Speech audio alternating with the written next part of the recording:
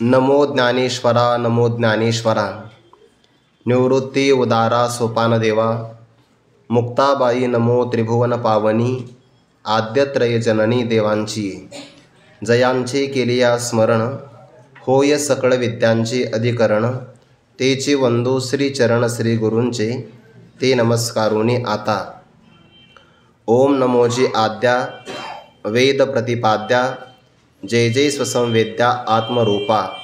देवा तुची गणेशू सकलार्थमती प्रकाशू। म्हणे निवृत्ती दासो अवधारी जोजी। कैवल्य साम्राज्य चक्रवर्ती विश्वमौली ज्ञानोबाराय सकल ब्रह्मनिष्ठ गुरुजनांच्या परमकृपेने श्री भगवती ज्ञानेश्वरीच्या प्रथमाध्यायातील विश्वमौलींनी साहित्यात्मक ज्या गणरायाचं वर्णन केलेलं आहे तत्संबंधाने आपण वर्णन पाहण्याच्या अगोदर या ग्रंथाचं मंगलाचरणाचा विचार करत आहोत। हा ग्रंथ ज्याच्या जीवनामध्ये कोणत्याही प्रकारचं लौकिक किंवा अलौकिक भोगाची अपेक्षा अंतःकरणात नाही अशा अंतरंग अधिकाऱ्याला समोर ठेवूनच ज्ञानोबारांनी या ग्रंथाची निर्मिती केली आहे। ज्ञानोबाराय 6व्या अध्यायामध्ये या संबंधाने वर्णन करतात की ही असोतया बोलांची ताटे भली।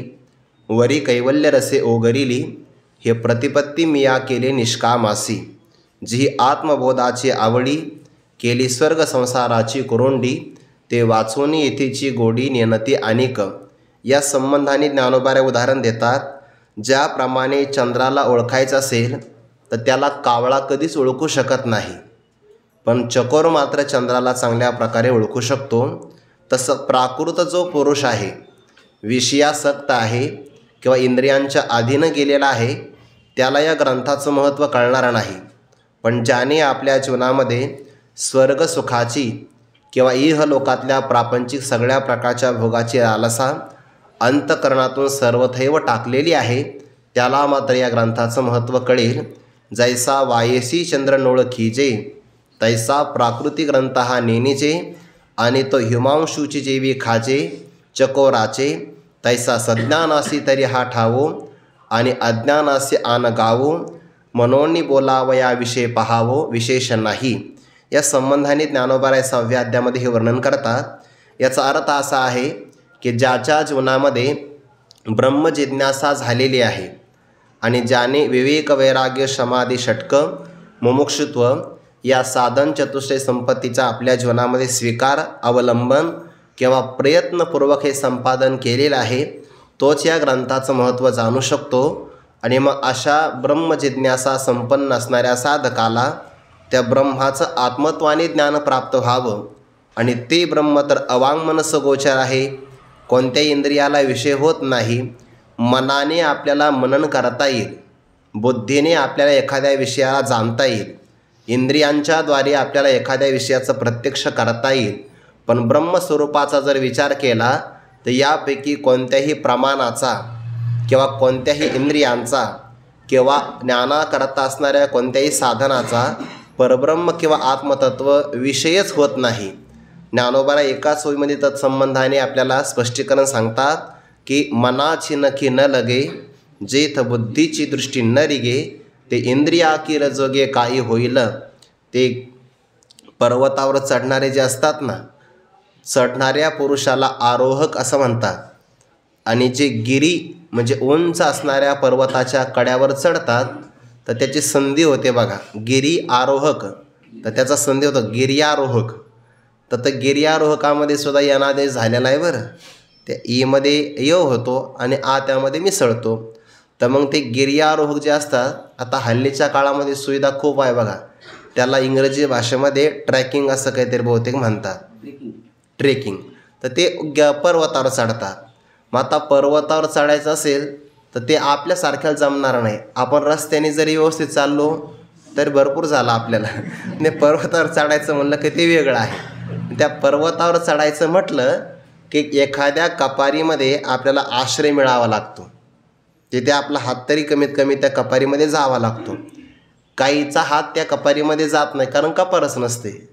मग काही नखाचा आश्रय घेतात, नखा एवढी जरी जागा त्यांना मिळाली तर त्यानुसार ते चढू शकतात। आता ते जे लोक चढतात त्यांच्याकडे हातोडा असतो काही विशिष्ट प्रकारचे यंत्र असतात, दोरी असते, त्यामुळे ते चढतात. आता सुलभ आहे. पण याच्याही अगोदर मात्र आता एखाद्या पर्वतावर चढायचं म्हटलं तर नखाचा तरी आधार लागतो. पण परब्रह्म तत्व असं आहे, मनाची नखी न लगे. जिथं मनाचं नखसुद्धा लागू शकत नाही किंवा बुद्धीची दृष्टी जिथपर्यंत पोहोचू शकत नाही, ते इंद्रिया की रजोगे काही होईल. इंद्रियांच्या तावडीमध्ये ते कसं येईल? ज्ञानोबराय 15व्या अध्यायामध्ये असं म्हणतात, दृश्यपणे देखीजे का ज्ञेयत्वे जाणीजे अमोके ऐसे म्हणीजे ते जे नव्हे. त्याला दृश्य करून पाहावं किंवा ज्ञेयत्वाने त्याला जाणावं आणि शब्दाच्या माध्यमातून ते अमुक प्रकारचं आहे, असं आहे, तसं आहे, या संबंधाने काही विचार करता येत नाही. मग जर परब्रह्म कोणत्याच प्रमाणाचा, कोणत्याही इंद्रियांचा, शब्दाचा विषय होत नाही आणि जोपर्यंत साधक त्या परब्रह्माला ते माझं आत्मतत्व आहे असं आत्मत्वाने प्राप्त करत नाही, तोपर्यंत त्याला मोक्षही मिळत नाही. मग काय करावं? याचा अर्थ ते सूक्ष्म आहे आणि मग सूक्ष्म वस्तूच्या ज्ञानासाठीच स्थूल उपाधीचा स्वीकार करावा लागतो. याचाही आपण 2-3 दिवसामध्ये विचार केला आहे. तस्य वाचकः प्रणवः असं म्हणून ज्ञानोबराय ओंकार पदातून परब्रह्माचा निर्देश करतात. मंगलाचरणही साधतात आणि वस्तूचा निर्देश करून वस्तुरूप मंगलाचाही संबंध ज्ञानोबरायांनी प्रगट केला आहे. हे परब्रह्म दिसणाऱ्या जगताचं आदी कारण आहे. आता या जगताच्या संबंधाने अनेक शास्त्रकारांनी विचार केला. काही तर म्हणतात की जग हे स्वाभाविक होतं, काही म्हणतात ईश्वराच्या इच्छेने होतं, काही जण याला प्रकृती कारण मानतात, काही याला परमाणू कारण मानतात. असे कारणाचे अनेक प्रकार आहे, पण त्या सगळ्या कारणांचं मात्र खंडन होऊन जातं. मग या जगताचं कारण कोण आहे? नैयायिक किंवा न्यायशास्त्र याला आरंभ कारणवाद मानतात. त्यांचा आरंभवाद आहे. त्यांचं म्हणणं असं आहे, प्रलय काळामध्ये सगळं जरी नष्ट झालं तर परमाणू मात्र नष्ट होत नाही.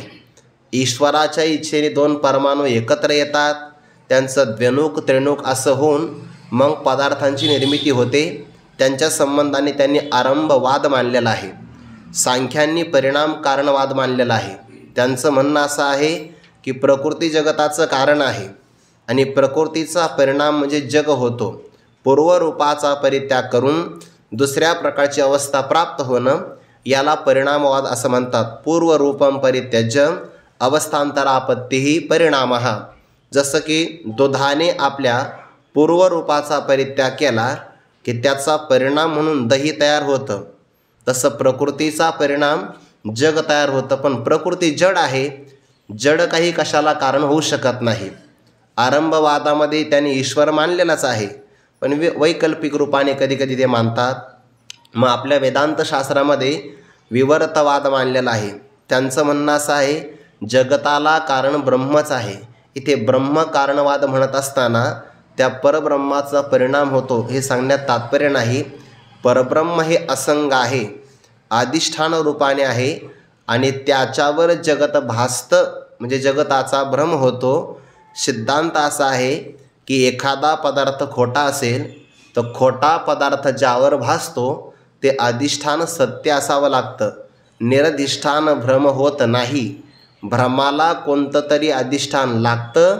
म्हणूनच वेदांत शास्त्राने जगत नावाच्या भ्रमाला परब्रह्म हे अधिष्ठान मानलेलं आहे.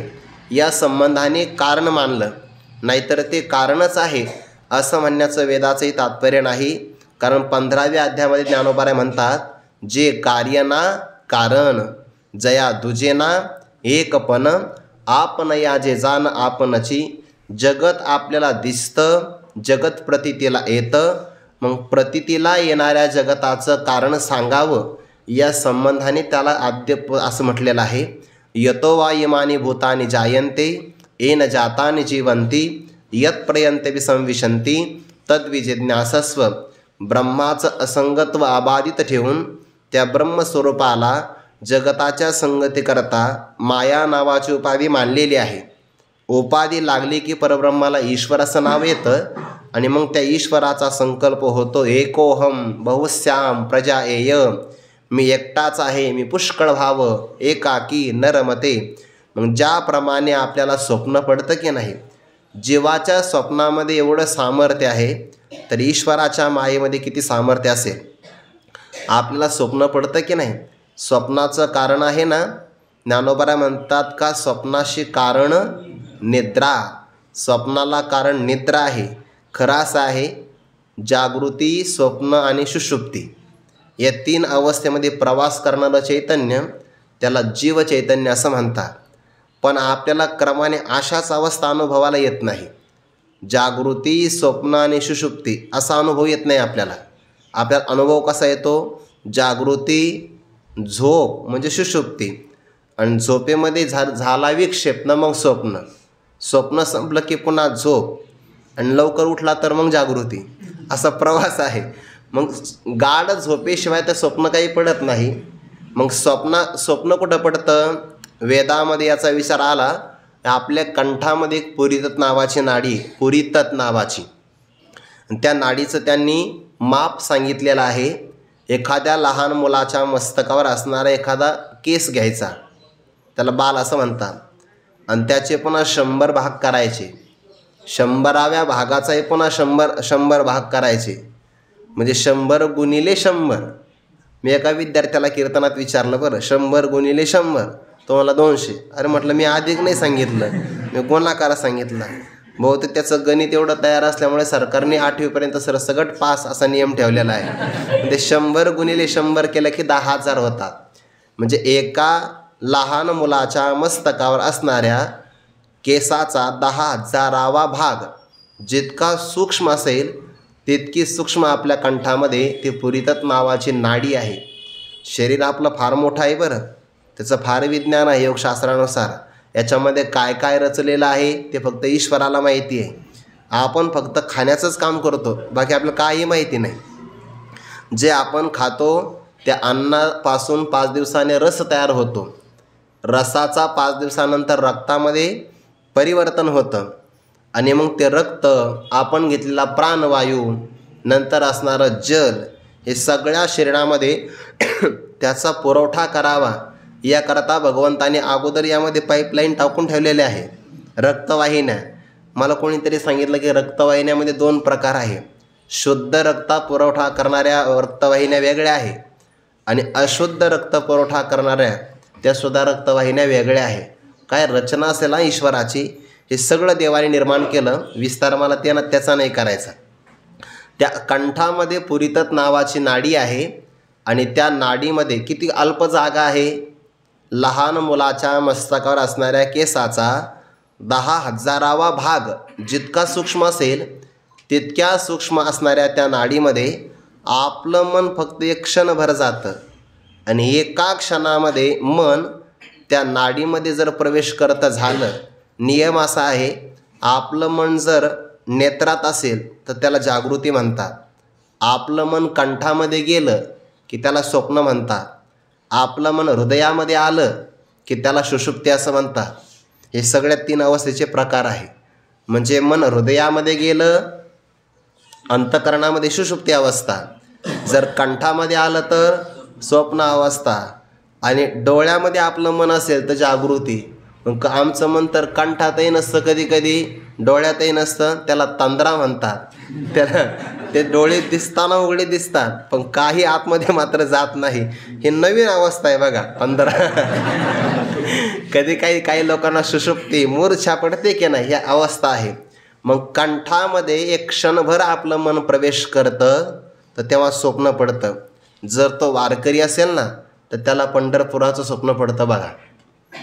मग त्याला चंद्रभागा, पुंडलिकरायाचं मंदिर, मी वर्णन केलं तरी तुम्ही पंढरपूरमध्ये जाणार हे मला माहिती आहे. चंद्रभागा, पुंडलिकरायाचं मंदिर, मग तो प्रदक्षिणा करेल, पंढरपूरमध्ये पांडुरंगाच्या मंदिरासमोर राहील, महाद्वारातून प्रवेश करेल, मुखदर्शन करेल. गर्दी कमी असेल तर मग पांडुरंगाचं पदस्पर्श दर्शन करेल, जास्त असेल तर घुसण्याचाही प्रयत्न करेल. तो भाग सोडून द्या.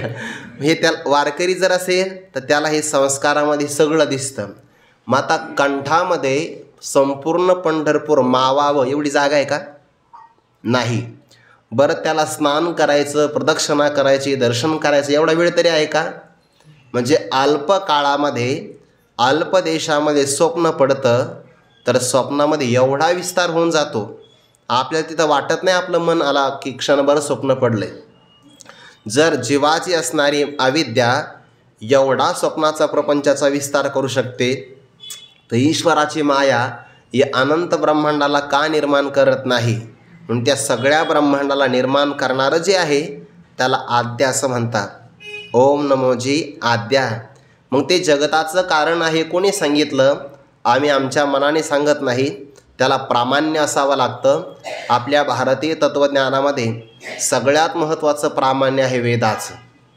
आणि मग वेदानुसार मनवादी स्मृती, त्यानंतर पुराणं, त्यानंतर इतिहास, संत वाङ्मय, महापुरुषांचे अनुभव ना आपण जो विचार करतो की नाही, त्या विचाराला प्रामाण्य सापडतं वेदामध्ये.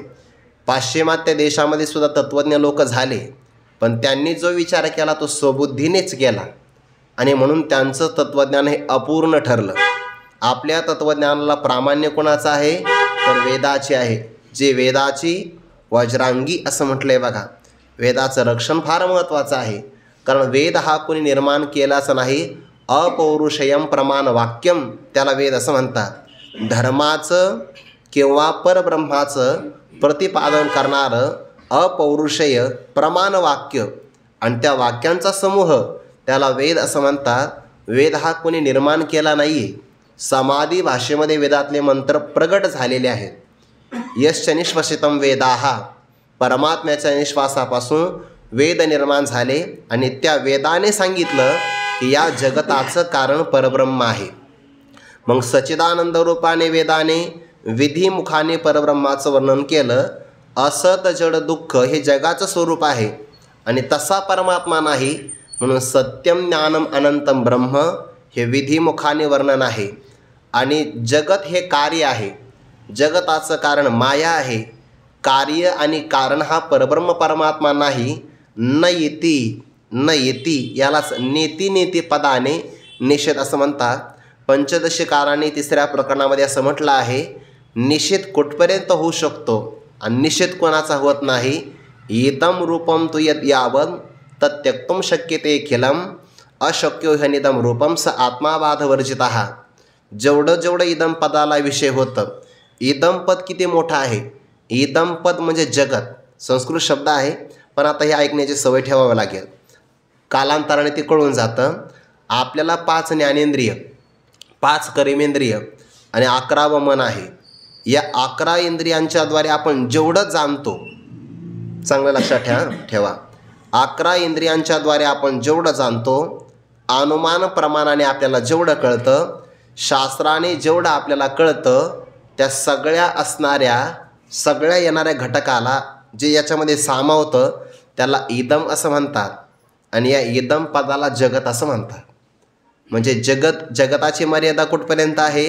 11 इंद्रियांचं विषय होतं ते जग आहे. अनुमान प्रमाणाने जे कळतं ते जगत आहे. शास्त्रानुसार आपल्याला स्वर्ग कळतो की नाही? स्वर्ग तर परोक्ष आहे, पण शास्त्रानुसार कळतो आपल्याला. म्हणून स्वर्गाचा समावेश, ब्रह्मलोकाचा समावेश, सत्यलोकाचाही समावेश जगतामध्येच होतो. हे सगळं जगत आहे आणि सगळं इदम पदाला विषय होतं. पण या सगळ्या इदम पदाचा श्रुती न येती या पदाने निषेध करते. जैसे न सांगणीवरी बाळापती शुरूप करे. म्हणून वेद प्रतिपाद्या हा परमात्म स्वरूप वेदाच्या प्रतिपादनाचा विषय आहे. पण कसा आहे? स्वसंवेद्या, ज्याच्या प्रकाशनासाठी आपल्याला फार झालं तर वृत्तीव्याप्तीची गरज आहे, फलव्याप्तीची गरज नाही. काल आपण प्रक्रिया पाहिली. बाह्य ज्ञानासाठी आपल्याला अज्ञान भंग करायचं असेल तर वृत्तीव्याप्तीची पण गरज आहे. आणि पदार्थांचं प्रकाशन करायचं असेल तर त्या वृत्तीमध्ये असणारा चैतन्याचा प्रकाश, चिदाभास, त्याची पण अपेक्षा आहे. वृत्ती अज्ञानाचा आवरणभंग करते आणि वृत्तीस असणारा चिदाभास अयम घटः अयम पटः यानुसार पदार्थाचं आपल्याला ज्ञान करून देतो. पण जेव्हा श्री गुरु महावाक्याचा उपदेश करतात, आधिकारी शिष्याचे अंतःकरणाची वृत्ती अंतर्मुख होते आणि अहम ब्रह्मास्मी या आकाराची झाली की ती वृत्ती आत्मस्वरूपावर असणाऱ्या अज्ञान आवरणाचा भंग करते. आता वृत्तीचं काम संपलं. पुढचं काम आहे फलव्याप्तीचं, किंवा त्याला चिदाभास असं म्हणतात. पण तो तर काजव्याप्रमाणे आहे. आणि आत्मा तर सुसडा सूर्यकणांच्या राशी, जो नित्य उदो ज्ञानी अंशी, अस्तमानाचे जयाशी आडनाव नाही, म्हणून त्याचं प्रकाशन तो चिदाभास करू शकत नाही. स्वयमेवानुभूतित्वात विद्यते नानुभाव्यता, ज्ञातृज्ञानांतरा भावात अज्ञेय न तू असत्तया. ते स्वयंप्रकाश तत्व आहे. न तत्र सूर्यो भाती न चंद्र तारकम, नेमा विद्युतो भांती कुतोयमग्नी, तमेव भांतमनुभाती सर्वम, तस्य भासा सर्वमिदं विभाती. स्वयंप्रकाश आहे. बघा, तस्य वाचकः प्रणवा म्हणून ओंकाराचा निर्देश केला. जगताचा आदी कारण म्हणून त्याला आद्य असं म्हटलं. परब्रह्माला ते वेदाच्या प्रतिपादनाचा विषय असल्यामुळं वेद प्रतिपाद्या. स्वयंप्रकाश आहे किंवा ते स्वतःला सुद्धा जाणू शकत नाही. जसा की एखादा काळा पुरुष आहे, अमावस्याच्या काळ्या रात्री काळ्या कुट्ट जमिनीमध्ये गाढ झोपलेला आहे. तो दुसऱ्यांना दिसत नाही. निरंजनी दिला म्हणजे काळ्या अंधारामध्ये झोपलेला आहे, दुसऱ्यांना दिसत नाही. म्हणजे काय, दुसरे त्याला विषय करत नाही, जाणत नाही. आणि तो स्वतः इतका काळा आहे की तो स्वतःला दिसत नाही. बरं, ज्ञानोबा म्हणतात तो झोपलेला आहे. पुन्हा झोपेमध्ये तो स्वतःलाही पाहू शकत नाही, दुसरेही त्याला पाहू शकत नाही. मग तो नाही म्हणण्याची सोय आहे का? नाही असं म्हणता येत नाही, कारण तो आहे, फक्त तो विषय होत नाही. मग जो दुसऱ्यालाही विषय होत नाही आणि स्वतःला विषय होत नाही, त्याला स्वसंवेद्य असं म्हणतात. स्वतःला सुद्धा जो पक्का अविषय आहे, म्हणून सो असंवेद्य असा पण एक त्याचा पदच्छेद आपण केला होता. किंवा स्वसंवेद्य म्हणजे स्वतःला जाणणारा, दुसऱ्यांची अपेक्षा न ठेवणारा आणि सर्वांच्या हृदयामध्ये आहे. पण कोणत्या रूपाने माहिती आहे का? मी फक्त मीच्या पुढं आपलं नाव लावायचं नाही. सर्वांच्या हृदयामध्ये मी आहेच की नाही? यांच्या हृदयामध्ये मी आहे, तुमच्या हृदयामध्ये मी आहे. भगवान म्हणतात सर्वांच्या हृदयदेशी मी अमुका आहे ऐसी, जे बुद्धिस्फुरे अहर्निशी ते वस्तुगामी. पण हे मी म्हणजे अहम हे जे स्फुरण आहे की नाही, या स्फुरणाचं लक्ष घ्यायचं. बरं, हा त्याच पदावर बोललो मी. सर्वस्य चाहम हृदयसन्निविष्ट, सर्वांच्या हृदयदेशी मी अमुका आहे ऐसी, जे बुद्धिस्फुरे अहर्निशी ते वस्तुगामी.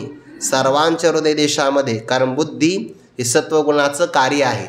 स्वच्छ असल्यामुळे परमात्म्याचं प्रतिबिंब ग्रहण करत आहे. म्हणून अंतःकरण सर्व व्यापक चैतन्याच्या असणाऱ्या प्रकाशाला ग्रहण करतं आणि ते प्रकाशाचं स्वरूप म्हणजे जीव चैतन्य आहे. म्हणून जीवाच्या स्वरूपामध्ये सर्व व्यापक चैतन्य, अंतःकरणाची उपाधी आणि त्या अंतःकरणामध्ये पडलेलं प्रतिबिंब, या तिघाला मिळून जीव असं म्हणतात. मग आत्मरूपाने ते सगळीकडे व्यापक आहे.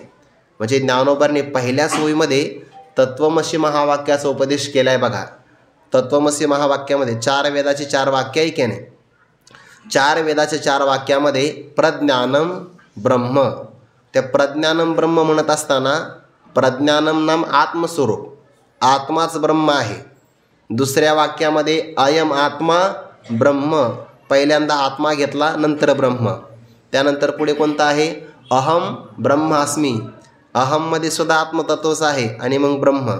म्हणजे 3 वाक्यामध्ये सुरुवातीला आत्मचैतन्य ठेवलं, नंतर ब्रह्मचैतन्य ठेवलं.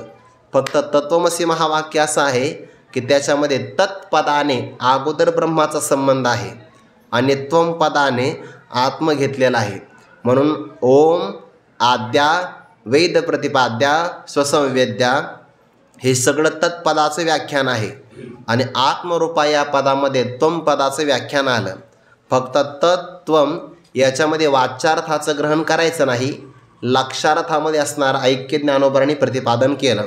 हा झाला या सगळ्या ओवीचा 2-4 दिवसामध्ये केलेला विस्तार आणि त्याचा संक्षेप. पहिल्याच ओवीमध्ये ज्ञानोबा आहे वेदातलं असणारं बहुतेक छांदोग्य उपनिषदातलं हे वाक्य आहे, तत्वमसी महावाक्य. बहुतेक कदाचित चुकू शकतं माझं, पण ते असणारं वाक्य ज्ञानोबा आहे महावाक्य पहिल्याच ओवीमध्ये आणतात. म्हणजे जे ब्रह्मचैतन्य आहे ते सर्वांच्या हृदयामध्ये आहे ना, मग याचा अर्थ काय होईल?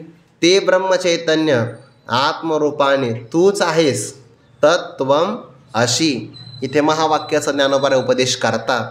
म्हणजे पहिल्याच ओळीमध्ये ब्रह्मज्ञान व्हावं. फक्त तो उत्तम अधिकारी जर असेल तैसे अध्यात्मशास्त्री ये अंतरंगची अधिकारी आहे. परी लोकवाक चातुर्य होईल सुखिया, पहिल्याच ओवीमध्ये त्याला महावाक्याचा उपदेश सांगितलेला आहे. हे झालं ओवीचंच आपण आतापर्यंत केलेलं चिंतन. आद्या वेद प्रतिपाद्या यामध्ये परमात्म्याचं तटस्थ लक्षण सांगितलेलं आहे. जे कधी असतं आणि कधी नसतं त्याला कादाचित कत्वे सती व्यावर्तकम तटस्थ लक्षणम. जे कधी असतं, आता परमात्मा आद्य कारण कधी म्हणावं लागेल, जगत असेल तर. कधी कधी प्रलय काळात जगत नाही, त्यामुळे त्याला तेव्हा आद्या म्हणता येणार नाही. म्हणून हे कधी असतं आणि कधी नसतं, पण जगतापासून वेगळं करून दाखवतं की नाही, म्हणून त्याला तटस्थ लक्षण असं म्हणतात. कधी असणं कधी नसणं तटस्थ लक्षण आहे. वेद प्रतिपाद्या, कारण प्रलय काळ झाल्यानंतर सृष्टी जेव्हा पहिल्यांदा निर्माण होते तेव्हा वेदही निर्माण होतो की नाही, म्हणजे प्रकट होतो आहे. वेदाच्या प्रतिपादनाचा विषय परमात्मा तेव्हा असेल, हेही तटस्थच लक्षण आहे. पण स्वसंवेद्या आणि आत्मरूपा हे स्वरूप लक्षण आहे. जे ज्याचं स्वरूप असतं, ज्याला कधी सोडून जाऊ शकत नाही, पण अन्यांपासून मात्र वेगळं करून दाखवतं, त्याला स्वरूप लक्षण असं म्हणतात. स्वरूपम सत व्यावर्तकम, त्याला स्वरूप लक्षण असं म्हणतात. अस्वसंवेद्या आत्मरूपा हे स्वरूप लक्षण आहे परब्रह्माचं. आणि आद्या वेद प्रतिपाद्या यामध्ये तटस्थ लक्षण आहे.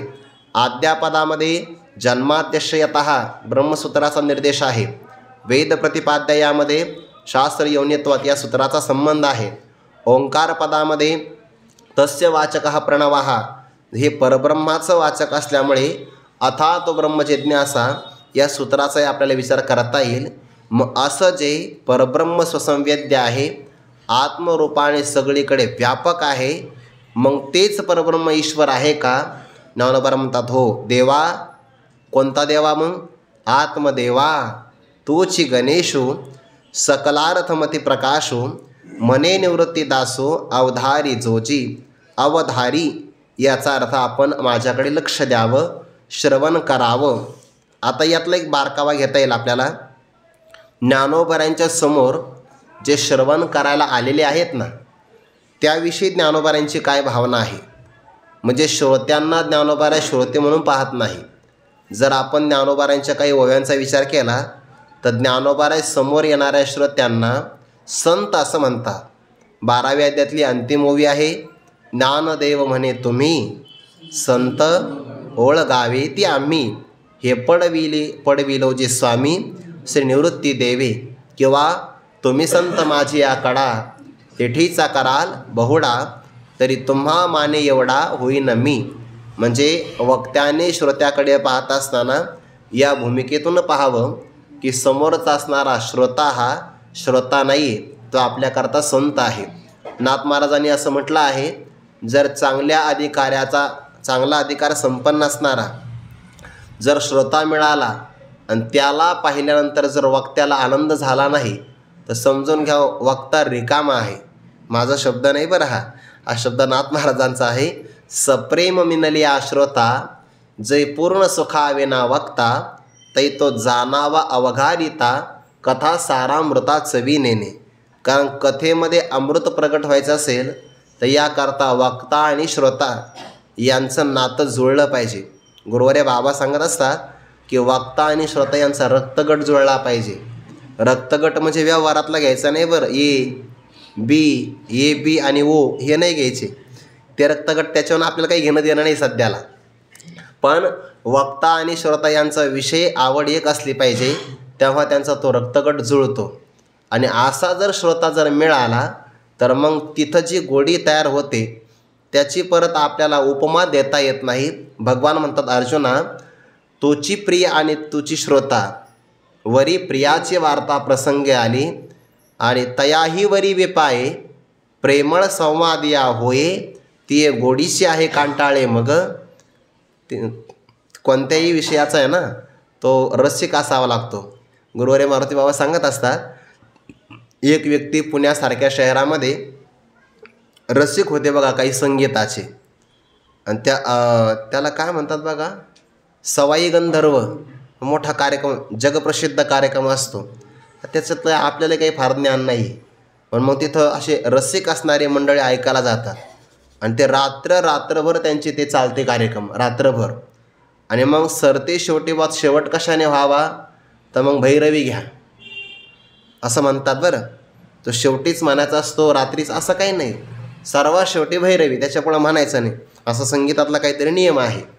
आणि मग गावाकडचा भजनी तिथे गेला तो ऐकायला. बरं गेला तर गेला धाडसी फार.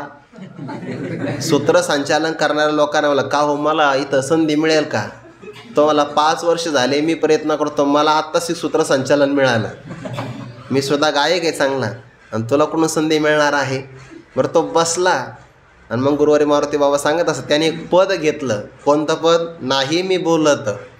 मग त्याने ते आरोह अवरोह त्याच्यातले असणारे चक्रधार जवळपास अर्धा पाऊण तास तेच चाललं.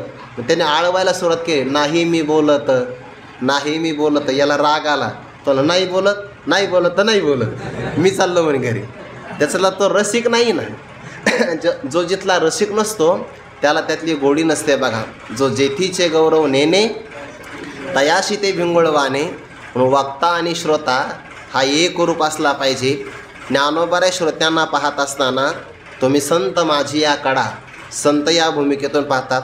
याच अध्यामध्ये पुढं ओवी येणार आहे, विस्तार आपण तेव्हा बघू.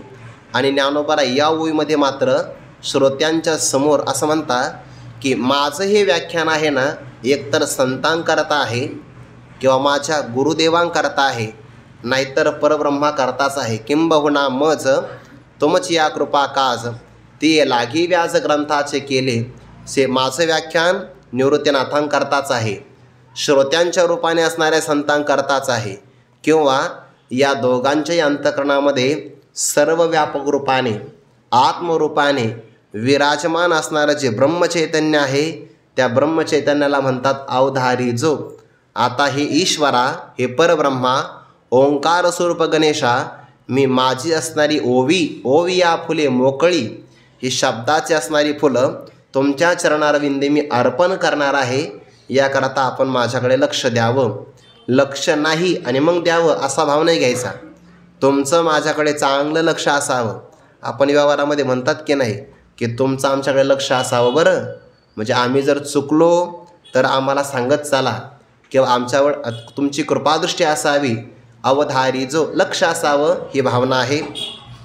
कोण आहे ते परब्रह्म स्वरूप देवा तूच गणेशो, जो दिव्य स्वरूपाचा आहे, स्वयंप्रकाश आहे. आणि स्वयंप्रकाशालाच देव असं म्हणतात. हे आत्मचैतन्य देव स्वरूप आहे आणि तेच ईश्वर रूपाने प्रगट झालं. तुम्ही असं म्हणाल, इथं तर गणेशाचा उल्लेख केला आहे ना, श्री गणपती देवता घेतली आणि तुम्ही श्री गणेशाला ईश्वर का म्हणतात, तर आपल्याकडं पंचायतन देवता मानल्या जातात. त्यामध्ये गणपती, श्री विष्णू, श्री महादेव, सूर्यदेवता आणि देवी, हे 5 देवता आपल्याकडे मानल्या जातात. ज्या ज्या पुराणामध्ये यांचा उल्लेख येतो की नाही, विष्णू पुराणामध्ये भगवान विष्णूला ईश्वर म्हणतात, त्याला कारणदेवता, आणि बाकी सगळ्या देवतांना कार्यदेवता असं म्हणतात. जेव्हा मग महादेवाचं वर्णन येईल शिवपुराणामध्ये, तेव्हा महादेवाला ईश्वर म्हणतात आणि बाकीच्या देवताला कार्यदेवता असं म्हणतात. एकाच व्यासांनी या सगळ्या पुराणांची रचना केली. भाव असा आहे, व्यासांना ईश्वर सांगायचं आहे, तात्पर्य कार्यदेवता सांगण्यामध्ये प्रतिपादन नाही. म्हणून जेव्हा गणेश पुराणाचा उल्लेख येईल तेव्हा मात्र गणेश देवतेमध्ये ईश्वराचा अंतर्भाव करायचा आहे. म्हणून ईश्वर रूपाने त्यांचं वर्णन केलं आहे. गणेश, गण म्हणजे समूह, आणि सगळ्या समूहांचा ईश मालक नियामक जे आहे. मग आता मनुष्य गण आहे, असुर गण आहे, देवगण आहे. या सगळ्या गणांचा ईश कोण आहे? ईश्वर. म्हणून देवा तूच गणेशू. आपण जर असा अर्थ घेतला गणांचा स्वामी गणेश, तर ईश्वराचा अर्थ होईल. आणि आपण भगवान शंकराचे आणि पार्वती मातेचे पुत्र रूपाने घेतले तर गणपती या अर्थाने विघ्न निवारक देवता असाही आपल्याला अर्थ घेता येईल. आणि तो अर्थ ज्ञानोबांनी घेतलेलाच आहे. पुढे या साहित्यात्मक गणपतीचं विस्ताराने वर्णन केलेलं आहे. कारण विघ्नाचं निवारण करणारी बुद्धीची देवता कोण असेल तर गणपतीच आहे. आणि म्हणून आपल्या भारतीय परंपरेमध्ये सर्वात पहिल्यांदा पूजन कोणाचं केलं जातं? ओम श्रीमन महागणाधिपतये नमः असं म्हणून गणरायाचं आवाहन केलं जातं. एखाद्या प्रसंगाला गणपती बाप्पा जर आपल्यासमोर नसेल तर आपण सुपारी समोर ठेवतो आणि गणपती मानून, प्रतीक मानून त्यांचं पूजन केलं जातं. कोणत्या कोणत्या कार्याला गणपतीचं पूजन करावं विस्ताराने विचार आला आहे. असं म्हणतात की भगवान शंकरांचं लग्न ठरलं आणि लग्नाकरता निघाले, तर त्या लग्नाच्या आरंभाला सुद्धा गणपतीचं पूजन केलं होतं. तो म्हणला अजून लग्नच झालं नाही, गणपती बाप्पांचा जन्मही झाला नाही आणि त्या प्रसंगाला गणपतीचं पूजन कसं काय केलं गेलं? तर श्री गणेश ही अनादी देवता आहे असा अर्थ घ्यायचा. ते अनादी देवता म्हणून पूजन केलं, नंतर ते पुत्ररूपाने प्रगट झाले हा भाग वेगळा आहे. म्हणून विघ्नाच्या आरंभाला त्यांचं पूजन किंवा त्या त्रिपुरासुराचा वध करायचा आहे. भगवान शंकरांनी फार प्रयत्न केले. त्रिगुण त्रिपुरी वेडीला जीवत्व दुर्गे आडीला, तो आत्मा शंभूने सोडविला तुझी स्मृती. पण भगवान शंकरांना यश मात्र काही येईना. एवढा आपण सायास केले, ह्या त्रिपुरासुरांचा वध काही होत नाही. म्हणून त्यांनी मनन केलं की आपलं काय चुकलं, आपण गणरायाचं आवाहनच केलं नाही. आणि जेव्हा गणपतीचं पूजन केलं तेव्हा भगवान शंकरांना सुद्धा विजय संपादन झाला. याचा अर्थ काय की आपल्याकडे कोणत्याही कार्याच्या प्रारंभाला गणरायांचंच पूजन किंवा आवाहन केलं जातं. मग गणपती देवतेला तरी अधिकार का प्राप्त झाला या संबंधाने कथा पुराणामध्ये आली आहे. असं म्हणतात की कोणतरी एक सेविका होती, त्या कैलाश पर्वताच्या परिसरामध्ये पार्वती मातेची कोणीतरी सेविका, आणि त्या सेविकेनं सुधा रसापासून, सुधा म्हणजे अमृत, त्यापासून एक मोदक तयार केला आणि तो मोदक पार्वती मातेला आणून दिला. पार्वती मातेचे 2 पुत्र, एक गणराज गणपती आणि दुसरे कार्तिक स्वामी, त्यांना स्कंद असं म्हणतात. मग पार्वती मातेनं सांगितलं की तुमच्या दोघांपैकी हा मोदक त्यालाच मिळेल की जो भगवान शंकराचं प्रिय कार्य करेल. मग आता भगवान शंकरांना काय आवडतं? ते कायम समाधीस्थ राहतात, तप करतात. मग आपल्याला तप करावं लागेल, जप करावं लागेल, काही साधना करावी लागेल की नाही. मग कार्तिक स्वामी निघाले आणि त्यांनी सगळ्या पृथ्वीला प्रदक्षिणा केली आणि येऊन पाहतात तर गणपतीनं काहीच केलं नाही. सरळ सरळ गणपतीने मोदकावर ताव मारला. सरळ म्हणजे पार्वती मातेनं मोदक देऊन टाकला. पार्वती मातेला विचारलं, आई कसं काय झालं? म्हणे अरे तू पृथ्वी प्रदक्षिणा करायला गेला. पहा गणपती एवढा बुद्धिमान आहे की पार्वती माता आणि भगवान शंकर यांनाच प्रदक्षिणा केली तर पृथ्वीच्या प्रदक्षिणेचं पुण्य मिळतं, यात नवल नाही. एखाद्याने पृथ्वीची प्रदक्षिणा केली, जप तप याग काही अनुष्ठान केलं आणि सगळ्यांचं पुण्य एका पारड्यामध्ये ठेवलं आणि आईवडिलांना केलेली प्रदक्षिणा जर एका पारड्यामध्ये ठेवली तर आईवडिलांची प्रदक्षिणा केलेलं तराजूचं माप हे वजनदार आहे. बाकी कोणत्याही साधना तुलना करू शकत नाही. इतके बुद्धिमान देवता आहे. म्हणून एके पुढे येते बघा की ए तर्क तोची फरसू नीतिभेद अंकुशू वेदांत तो महारसू मोदको मिरवे. आणि म्हणून गणपतीला तेव्हापासून प्रथम पूजनाचा मान प्राप्त झाला. आता आपल्याकडे 4 युगामध्ये गणपतीचे 4 प्रकार सांगितलेले आहेत. कलियुगातल्या गणपतीचा अजून अवतार झालेला नाही. असं म्हटलं आहे की सत्ययुगामध्ये गणपतीला 10 हात होते. सत्ययुगामध्ये नाव होतं विनायक. त्रेतायुगामध्ये गणपतीचे होते 6 हात, 10 वरून 6 पर्यंत आले, नाव होतं मयुरेश्वर. द्वापारयुगामध्ये 4 हाताचा गणपती, नाव आहे गजानन. आणि आता कलियुगामध्ये येणारा जो गणपती आहे, अजून अवतार नाही झाला, त्या गणपतीला 2 हात असणार आहे, नाव असणार आहे धूम्रकेतू. मग आता कलियुग सुरू आहे आणि या कलियुगामध्ये आपण 4 हात असणाऱ्या गणपतीचं पूजन करतो की नाही? तर हे पूजन या युगातलं नाही. द्वापार युगामध्ये जे गणरायाचा अवतार झाला त्याच गणपतीचं आपण आजही पूजन करत आहोत. पण ज्ञानोबांनी तो गणपती नाही घेतला. ज्ञानोबांनी गणपती घेतला त्रेतायुगातला की ज्याला 6 हात आहे. तोच का घेतला? कारण ज्ञानोबांना गणपतीच्या 6 हातामध्ये 6 असणारी षड दर्शनं, त्या दर्शनांची योजना करायची आहे. म्हणून ज्ञानोबांनी 6 हातांनी संपन्न असणारा त्रेतायुगातला ज्याचं नाव मयुरेश्वर आहे त्या गणपतीची योजना इथं केली. देखा षडदर्शने मणिपती तेची भुजांची आकृती, त्या गणरायाचा संबंध घेतला आहे. असं म्हणतात की हिमालयाच्या पायथ्याशी एक कांगडा नावाचा जिल्हा आहे. त्या जिल्ह्यामध्ये वैजनाथ नावाचं गाव आहे. त्या गावामध्ये शोधन केलं की अजूनही त्या गावामध्ये ही गणपतीची मूर्ती आहे, ज्या गणपतीला 6 हात आहे आणि त्या 6 हातामध्ये विशिष्ट प्रकारचे आयुध आहे. ज्ञानोबांनी तो गणपती कधी पाहिला हे आपल्यालाही माहिती नाही. पाहिला का न पाहिला याविषयी आपण तर्क करायची गरज नाही, का ते सर्वज्ञ आहे. उलट त्यांनी जे पाहिलं ते आपल्याला कधीच बघायला भेटणार नाही. त्यांच्या नजरेतून काय सुटणार आहे? जर योगाची साधना करणाऱ्या पुरुषाला, एखादा योगाचा साधक आहे, त्याला जर सिद्धी प्राप्त झाली तर काय दिसतं? ज्ञानोबा म्हणतात त्याला हे दिसतं काय? मग समुद्रा पलीकडील देखे, स्वर्गीचा आलोचो ऐके, मनोगत ओळखे मोंगी याचे. म्हणजे एखाद्या योगाची साधना करणाऱ्या साधकाला या 3 गोष्टी कळतात. समुद्राच्या पलीकडं काय होतंय तर इथं नजर लावली त्याने, त्याला इथून दिसतं. त्याला दूरदर्शन असं म्हणतात. समुद्रा पलीकडील देखे, असा कानाला हात लागला की तो स्वर्गात काय चालू हे ऐकतो इथं बसून. स्वर्गीचा आलोचो ऐके. आणि एखादी मुंगी रस्त्याने चालली तर काही मुंग्या निवांत चालतात, काही मुंग्या वेगाने चालतात. मग आता ही का बरी वेगाने चालली तर मनोगत ओळखे मुंगी याचे. वेगाने का चालली हे मनोगत तो सांगू शकतो. मग एखाद्या साधकाला जर एवढं कळतं तर ज्ञानोबा योग्याची माऊली आहेत ना.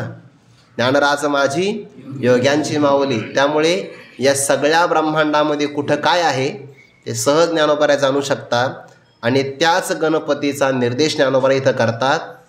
पुढं तो विस्तार येणार आहे.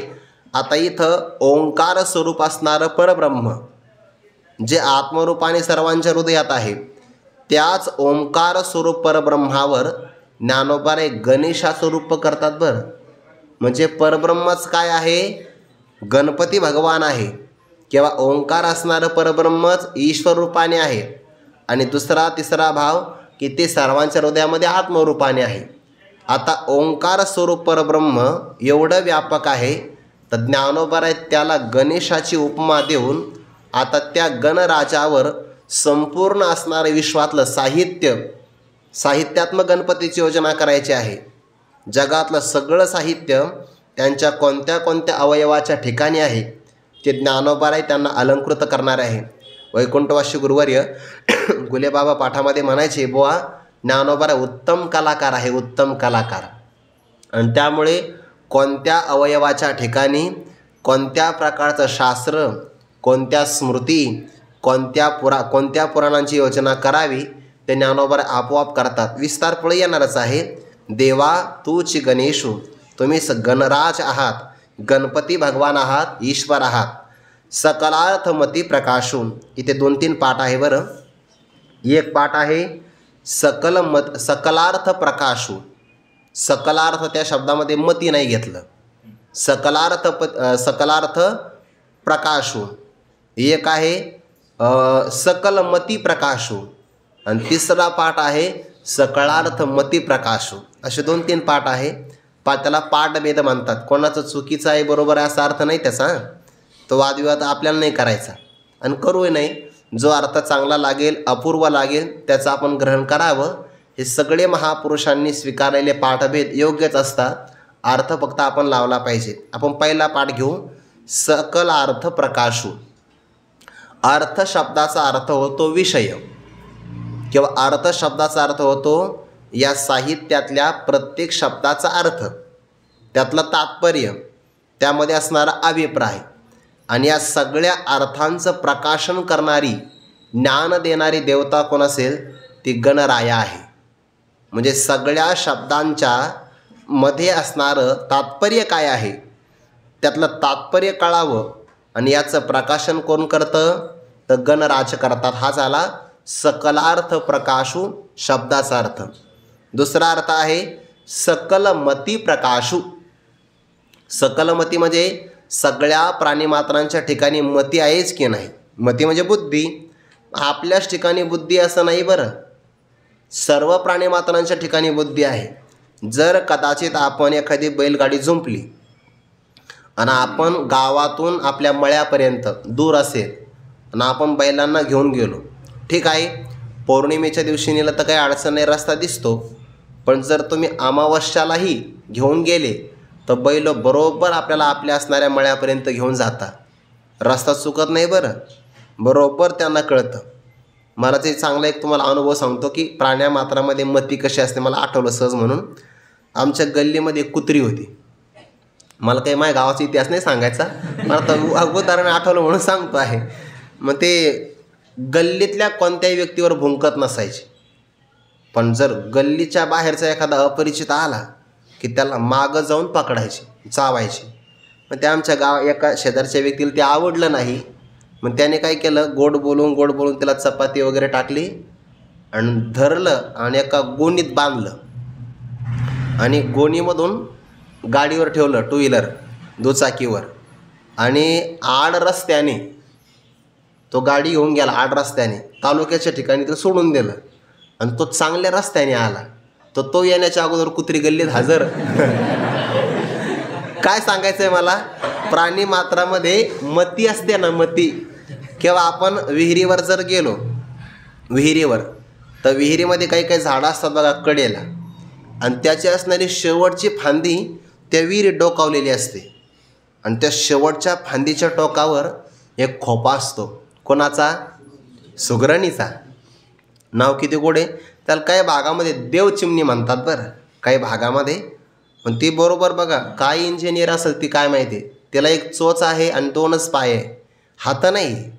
पण असा काही खोपा तयार करते. तिला कळतं की आपल्या खोप्यासाठी आपण स्टील कुठून आणावं, म्हणजे काडी कोणती आणावी. कोणत्याही गवताची काडी आणत नाही ती. तिची असणारी ती पिंजराच म्हणतात खोपा, त्यातली असणारी काडी वेगळी असते. आणि एकही काडी आपल्याला अशी उपसून काढता येणार नाही, कारण तिने ते ओवलेलीच अशा प्रकारची असते. आतमध्ये असं म्हणतात तिने कापूसही ठेवलेला असतो. त्याला बेडरूम म्हणतात ना, नाही कापूसही. आणि पावसाळ्याच्या दिवसामध्ये प्रकाश असावा असं म्हणतात, तर ते चिखलाच्या गोळ्यामध्ये काजव्याला पकडून आणते आणि काजव्याला त्या चिखलामध्ये असं रोवून ठेवते. रात्रभर प्रकाश काजव्याचा, असं म्हणतात. म्हणजे किती मती आहे. सगळ्या प्राणीमात्राला भगवंताने बुद्धी दिली.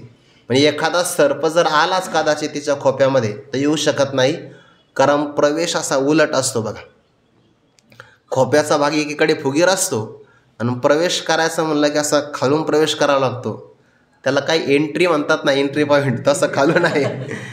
तोच आहे एक्झिट आणि तिचा आहे एंट्री, म्हणजे प्रवेशही करायचा बाहेर.